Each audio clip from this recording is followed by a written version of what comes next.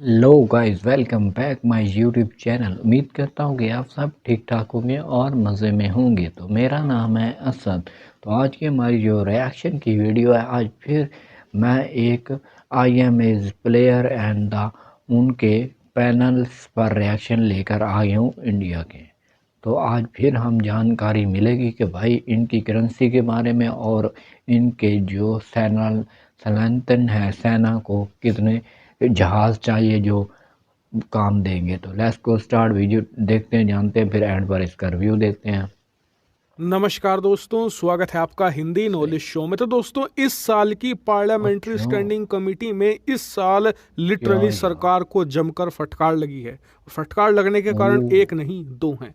सबसे पहला कारण तो ये कहा गया वेरी है कि अमेजिंग। सरकार डिफेंस रिसर्च के मामले में कोई भी सही। बजट नहीं बढ़ा रही, जिस वजह से हम डिफेंस रिसर्च के मामले में बहुत ही ज़्यादा पीछे हैं। और अच्छा, स्टैंडिंग कमेटी ने अमेरिका का उदाहरण देते हुए भी कहा कि अमेरिका क्या में यार। डारपा इसलिए बनाया गया है ताकि वहां से अमेरिका सही के जो बात। टॉप माइंड हैं उन्हें डिफेंस रिसर्च में लगाया जा सके, जिससे कि वो नए नए हथियारों का आविष्कार करें अमेरिकी सेना के लिए। और उसी का नतीजा है कि अमेरिका आज इतनी सर्वशक्तिशाली सेना है। और आगे स्टैंडिंग कमेटी ने सीधे कहा सरकार को कि जो बजट इस समय आप डिफेंस रिसर्च के लिए एलोकेट कर रहे हैं ना, इससे आप कभी सही। भी एक बड़ी सैन्य सुपर पावर बन ही नहीं पाओगे। ये लगभग असंभव है। और देखिए, भले ही आप अच्छा। किसी पार्टी का समर्थन करते हो, किसी पार्टी की सरकार का समर्थन करते हो, लेकिन ये बात आपको माननी पड़ेगी कि भारत में डिफेंस रिसर्च के मामले में बहुत ही ज़्यादा स्लो है, बहुत ही कम बजट दिया जाता है,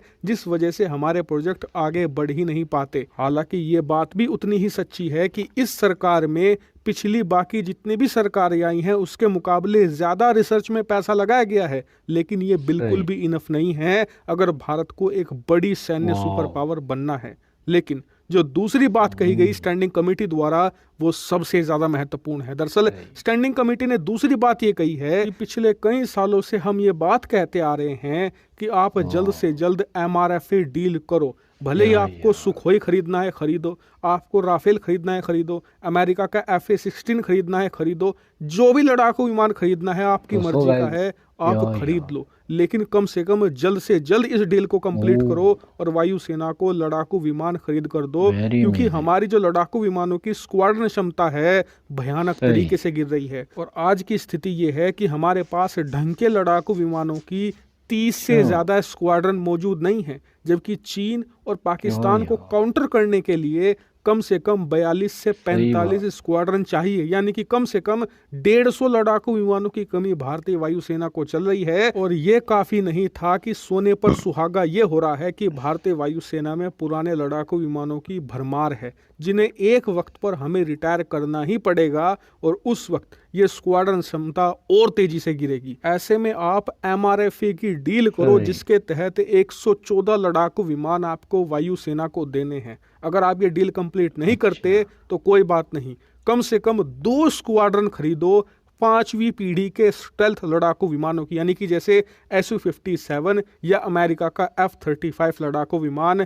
क्योंकि अगर आप क्वांटिटी नहीं दे सकते, यानी कि वायुसेना को संख्या बल नहीं दे सकते, 114 लड़ाकू विमान नहीं दे सकते, तो फिर ऐसी क्वालिटी दो जिससे कि वो कंपनसेट हो जाए। मतलब कि 5वीं पीढ़ी के स्टेल्थ सही। लड़ाकू विमान जैसे कि F-35 ऐसे लड़ाकू विमान हैं वाह। जो चीन और पाकिस्तान के किसी भी डिफेंस सिस्टम हम्म। को तोड़ कर रख सकते हैं। और इसके मुकाबले इन दोनों सही। देशों के पास कुछ भी मौजूद नहीं है। और ये अगर आप कम से कम 2 स्क्वाड्रन भी ले लोगे, यानी कि करीबन 35 से वाह। 36 भी ले लोगे, तो आपकी क्या ज़रूरतें आने यार। वाले 5-6 सालों के लिए फ़िलहाल के लिए दब जाएंगी। और आप फिर अपने खुद के लड़ाकू विमान बनाने के प्रोजेक्ट पर पूरा तरीके तो सो गाइस, वीडियो पर रिएक्शन किया तो वीडियो में बहुत ही एक्टिव किस्म के साथ बताया गया कि भाई इतने 114 सैनिक इनको चाहिए और बड़ा कुछ इस देखने को मिलने वाला और बहुत कुछ देखने किया गया। और करेंसी के बारे में भी थोड़ा बहुत जानकारी मिली है। बाकी वीडियो बहुत इंटरेस्टिंग किस्म की थी। आज फिर एक प्लानों के बारे में बताया गया और सारा कुछ दिखाया गया